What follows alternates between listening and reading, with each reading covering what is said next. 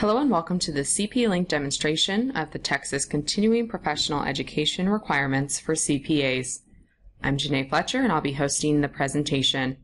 This demonstration is to clarify any questions on what requirements are specific to Texas regulation. We start off by asking who is required to take CPE courses. CPE is required for CPAs within the advisory services. Any CPA that is renewing their license must have CPE completed. Initial licensees do not have a CPE requirement if they have been licensed for less than 12 months.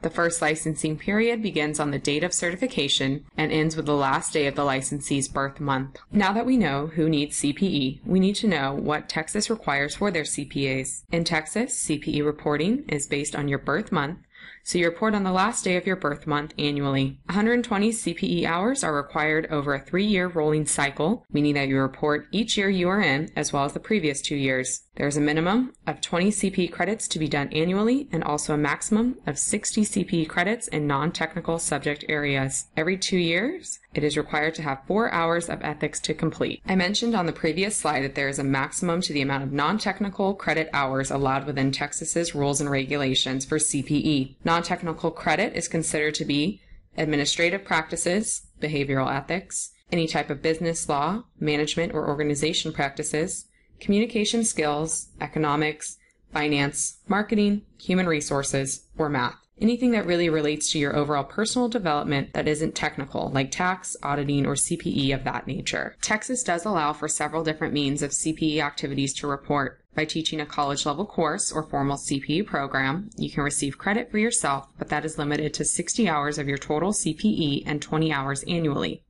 Authorship is limited to only 10 hours within your reporting period for any sort of publishing work you may do. Live seminars and webcasts are approved, as well as self-study courses that are accepted by Texas, and there is no limit on the amount of self-study courses taken. Reporting CPE is just as important as taking the time to do it. So in reporting CPE, you must document participation and evidence for the 5 most recent reporting periods. CPE records must indicate the sponsor name and ID number, the title and description of content, the location, and credit hours.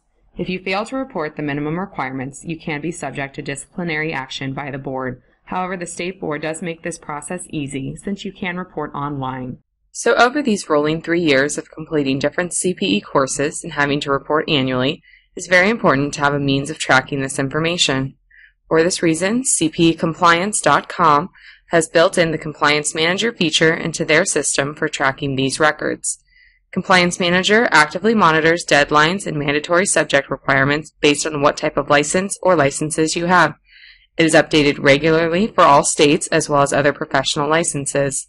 Any CPE certificates you have from other providers can be uploaded into the system and will monitor what subject areas and formats are allowed.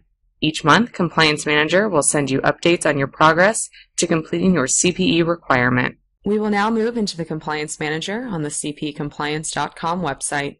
The Compliance Dashboard gives you a snapshot of your current progress towards completing your CPE requirements. You can see that I have chosen Texas as my reporting state, and the period is from 2011 to 2014, based on August through the end of July, since that is the birth month I have selected. You can view previous reporting periods from here as well. The Compliance Manager is divided by the specific requirements, along with the total CPE that needs to be reported. The progress bars will let you know where you are in completing your CPE.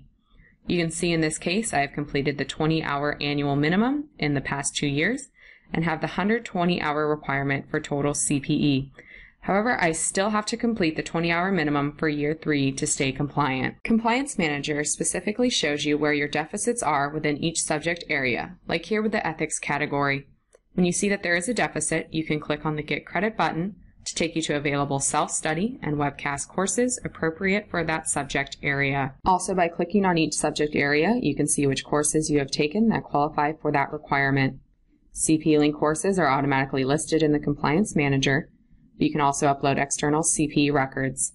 At the bottom of the page, there is an Add Course button. Clicking this button will take you to the course detail page where you can fill out the course information of CPE you have taken elsewhere. After filling out the provider, date, and CPE hours, you can upload a PDF file of your certificate of completion. Some CPAs do have multiple licenses, which Compliance Manager can track and monitor as many professional licenses as you have.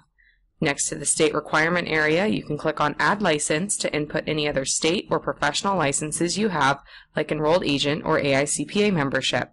It is important to have appropriate initial licensing date information to be accurate. Some last added features of Compliance Manager that I want to mention is that it is tablet friendly, so you can view it on the go and even upload certificates by taking pictures with your tablet or camera phone. All this information can be exported into an Excel file or printer-friendly version of the Compliance Manager page. Like I mentioned, emails are also sent on a monthly basis to update you on your compliance status. This does conclude the presentation on the Texas CPE requirements, as well as how to track all this information with the Compliance Manager. If you have any questions or comments, please feel free to contact me. My email and phone number are listed on this last page for your use. Thank you for attending this demonstration.